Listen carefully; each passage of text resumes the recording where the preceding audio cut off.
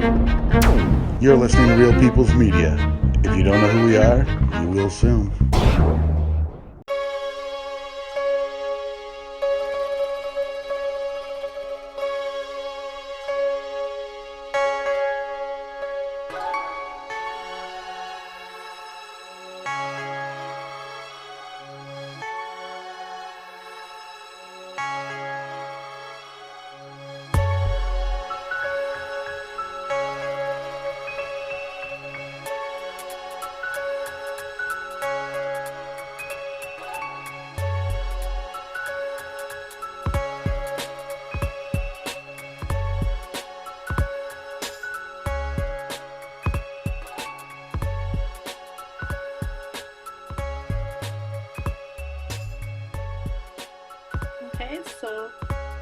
Ninda Luisi Sophia Achmarapanagia Glewe. My name is Sophia and I come from Metapanagia First Nation.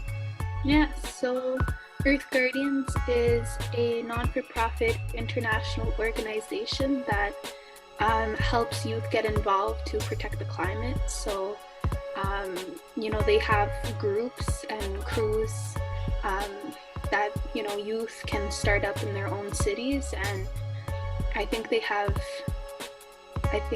like crews in almost 60 plus countries, and they have youth involved that are really engaged in protecting their climate, their environments, and also lapsing social issues with the environment to make sure that youth are getting involved with those issues that are most pertinent to them.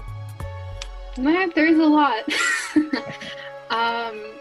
I would have to say that out of all of the opportunities that I was given and just researching ways to get involved, I was really disheartened by all the stuff that I saw, and I felt really hopeless many different points. It never seems that they want youth to get involved in an actual proactive way. And this way, starting up my own crew in the Ottawa-Gatineau area gave me the chance to do what I wanted, and voice what I wanted to say in a non-judgmental form. And they gave me that platform. So I'm very grateful that they gave me that platform, but also that other youth involved like me can do the same thing.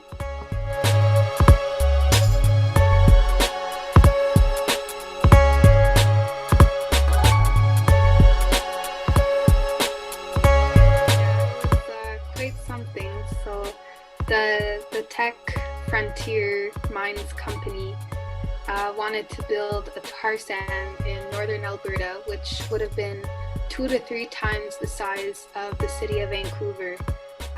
It would have affected the lower Athabasca Delta river system that a lot of Indigenous communities rely on. And it would also impact, UNESCO protected lands that are heritage sites, and also caribou, many different species of birds and moose and caribou. So it was a project that would have effectively ruined the environment in northern Alberta.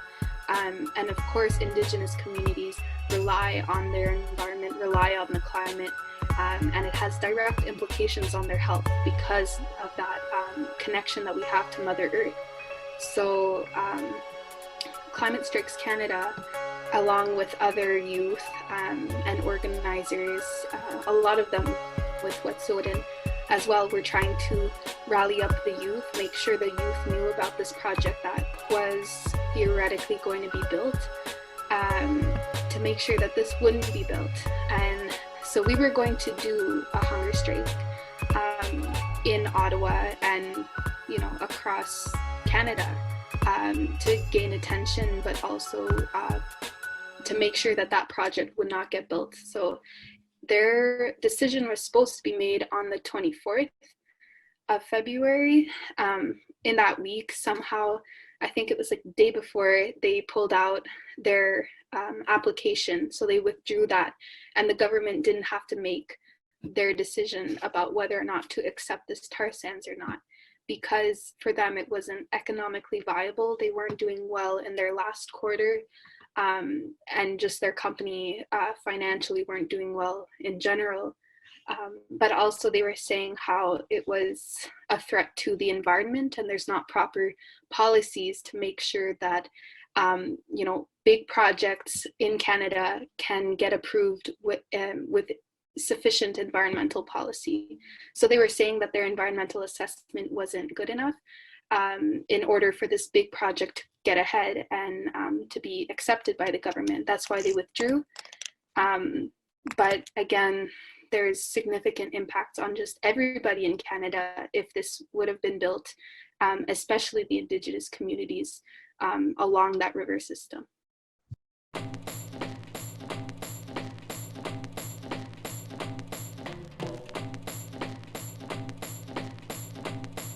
Mikisew Cree Nation would have been directly affected. It would also affect the Athabasca First Nation peoples, and as well as various Dene nations that all opposed. I think there were about 30 of them along the stream.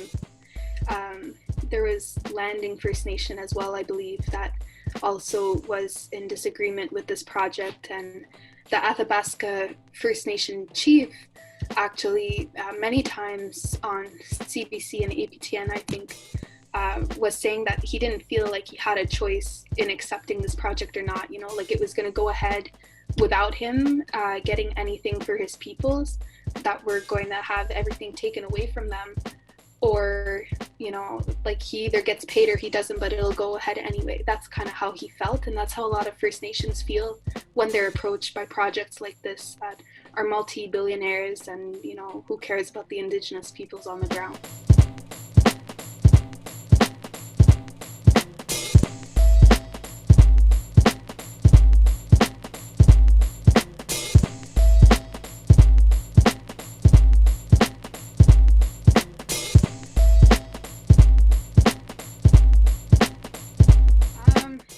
So, the CEO's letter to Minister Wilkinson, who's the Minister of Environment, what he was saying was that this is an implication on the environment, and that there wasn't enough policy to back up that this project could go ahead without it causing, I don't know, some type of argument, I guess.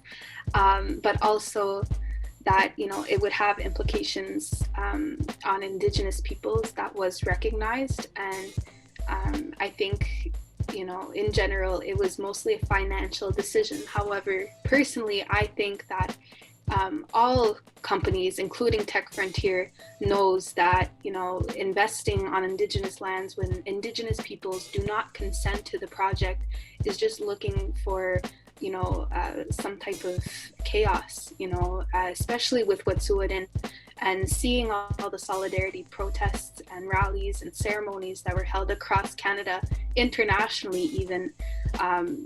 It doesn't make sense to invest and pour money into a project when you have Indigenous peoples on that ground that are not going to let that project happen. Including everyone else's future that will be impacted in Canada. It's not just about Athabasca First Nation and Mikisew Cree. Of course, they're directly affected by this, but everyone else who's indirectly affected by this are going to suffer if that tar sands was built. Same with CGL. If they went ahead and put their pipeline in, all Indigenous peoples are going to be affected. And that's why we all had to show our solidarity. And that's why you were on the front lines. I was on the front lines. A lot of people were on the front lines to make sure that that wasn't going to happen, and that the government has a clear understanding that this is Indigenous land and that they're not going to get their way when there's opposition on the ground, and when we do not consent. And when we say no, it means no.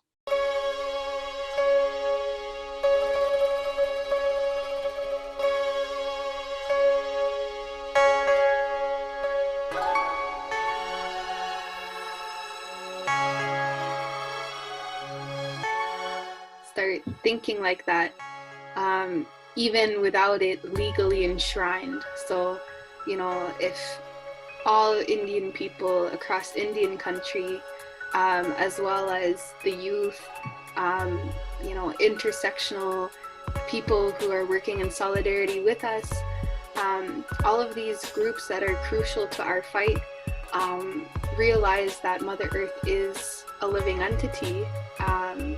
Before it gets legally enshrined, then that will really do something to our movement, and it will, it bring meaning back to it, right? Like this climate movement that's global with Greta Thunberg and all the climate strikers, like they kind of know what the fight is about, but more people are realizing that we were the original stewardess of this land, and our teachings were predated all of this climate strike and climate change.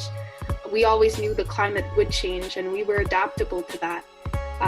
But with corporate entities and capitalism, like it's just a whole new ball game that Indigenous peoples are being exploited on a regular basis, and that their lands is all that means to the government. It's not actually the people.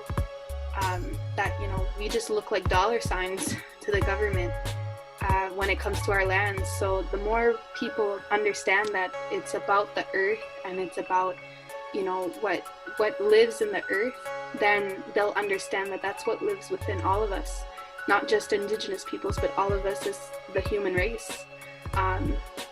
So definitely making that a legal battle and making sure that our waterways are protected is a completely different ball game that I think would change a lot of our politics, and even the discussions that we're having about scarce resources and lands being exploited. If we took that into consideration, that's a living being, I think it'll be a lot harder to exploit the people and exploit the land.